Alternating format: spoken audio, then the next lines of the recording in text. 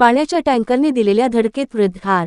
कोल्हापूर खांडसरीहून फुलेवाडीकडे येत असलेल्या VP. Shetty construction या खाजगी कंपनीच्या पाण्याच्या टँकरने गाडी नंबर MH41G5712 चालत जात असलेल्या दत्ता रामचंद्र दिवटे वय 85 राहणार 135 वॉर्ड 5वा बस स्टॉप फुलेवाडी कोल्हापूर यांना धाक दिल्याने त्यांचा जागीच मृत्यू झाला।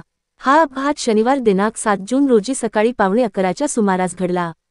या घटनेची नोंद CPR पोलीस चौकीत झाली आहे।